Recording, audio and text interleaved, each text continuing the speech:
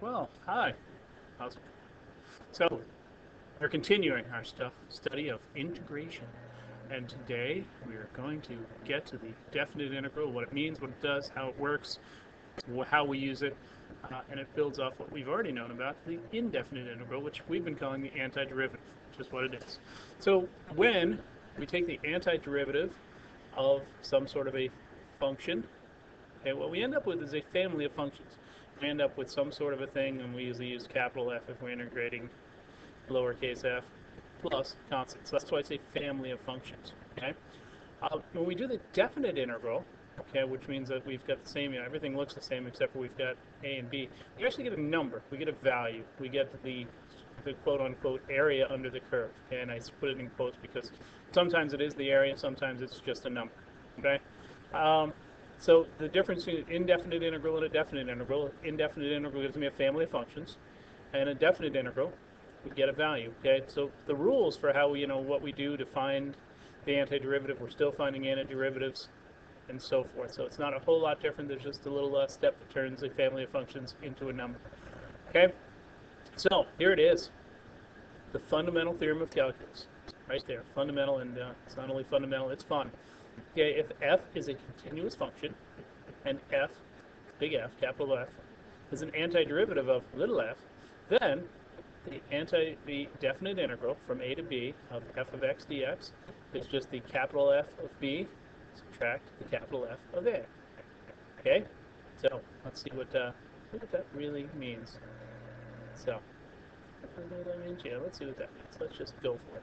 Okay, so what we're going to do, we're just going to jump right to the process. What we're trying to find out is we are trying to find out the area between x equals 1 and 3. So how much yellow space lives right there? That's what we're trying to figure out. Okay? So, let's go for that. So what we first do is we take the antiderivative of all these things. So we take the antiderivative of 6x cubed. It's going to become 6x to the 4th over 4. Remember that? The antiderivative of negative 2x squared is negative 2x to the 3rd over 3. The antiderivative of 7 is 7x. Okay. If we were doing an indefinite integral, right now we'd plunk plus c on there, but we're not going to do that because we're going to get a value. So what we do is we put this little bar, 3 and 1. So the bar tells us that we're going to evaluate, and we're going to evaluate at 3 and at 1. Okay. So what we're going to do is we're going to just first plug 3 in. So 6 times 3 to the 4th, and I realize I could simplify these, and I probably will as I work my way through them. Minus 2 times 3 to the cubed plus 7 times 3. Okay, so that's the first part. That's the evaluating the capital. That's the capital F of 3. Okay, and then from that we're going to subtract, and I'm going to put brackets around it because I want to subtract the whole thing. 6 times 1 to the 4th over 4 minus 2 times 1 to the 3rd over 3 plus 7 times 1. Okay, so all of that, this is the capital F of 1. So the fundamental theorem says find the antiderivative, evaluate it at the upper limit, evaluate it at the lower limit, find the difference between those two numbers. Okay, let's turn the page a little so we've got some. So now we're just in arithmetic. All right, so this is 3 to the 4th, that's 81. And so 81 times, I'm going to reduce 6/4 to 3/2. Okay?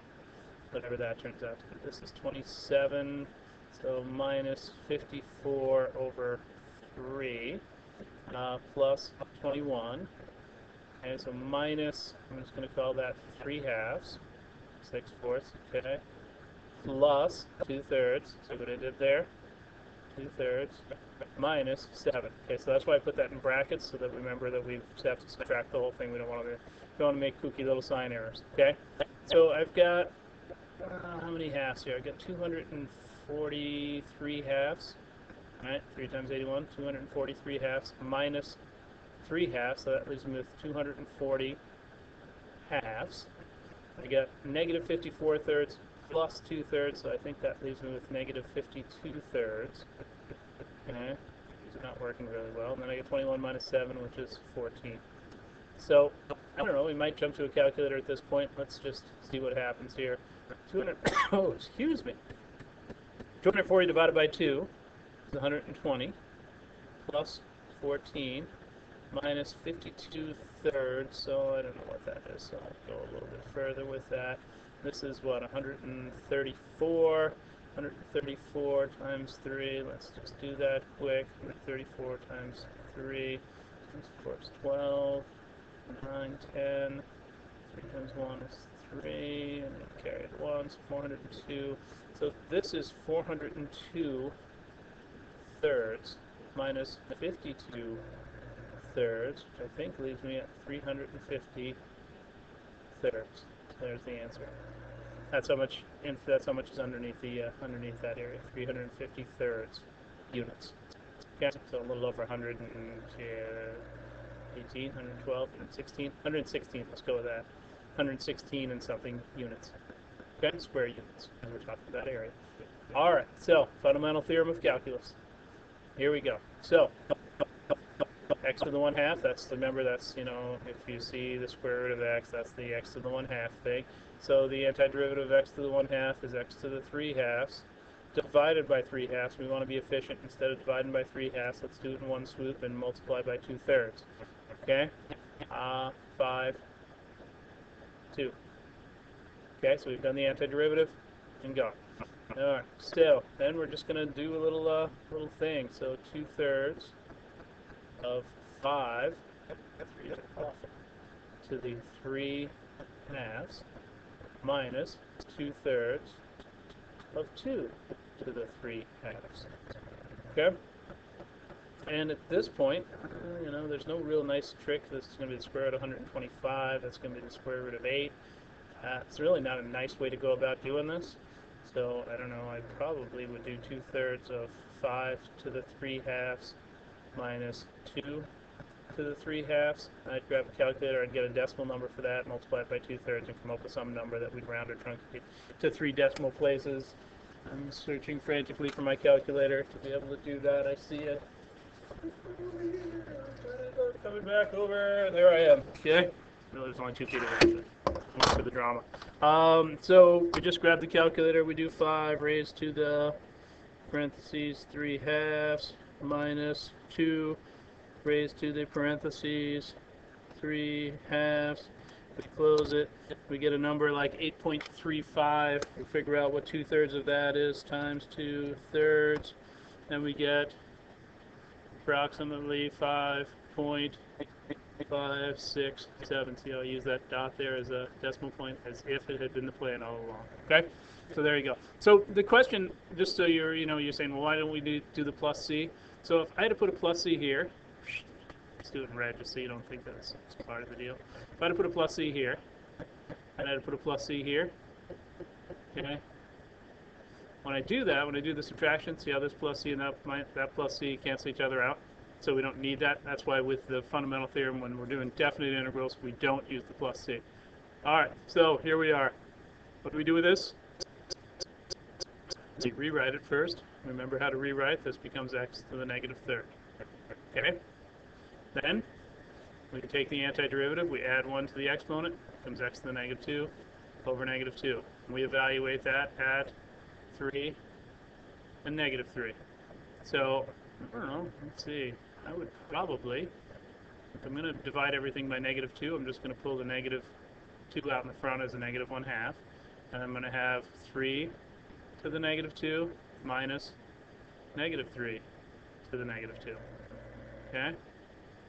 And I guess I'll run to the calculator. Since I went all the way across the room to get it, 3 raised to the -2 power minus parentheses -3 parentheses raised to the -2 power.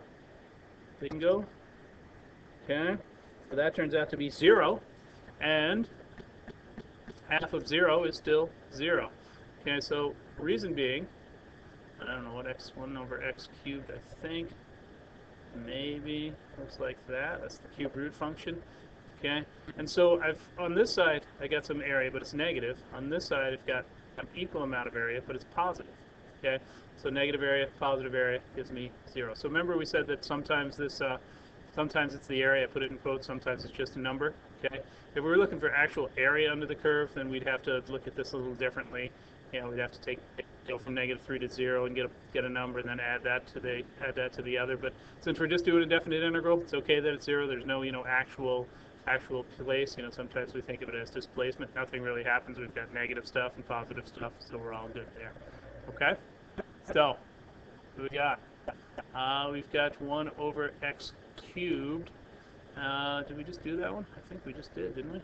That's craziness. That is absolute craziness. What is going on here? Hang on for a sec. I'll be right back. So, where was I? Oh, yeah. Remember, I was showing you that this problem and that problem appear to be about the same. Oh, no, they're not the same, are they? Oh, totally crazy. So, this one is with 1, so I can probably leave that for you to try. How's that sound for a plan?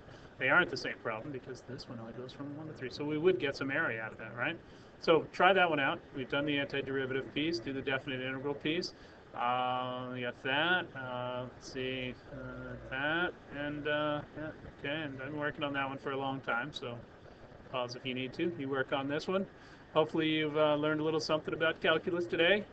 We'll see you tomorrow. If you have questions, you know to bring them with you. Okay? Thanks for watching. Bye-bye. No, really. Goodbye. No, hang on.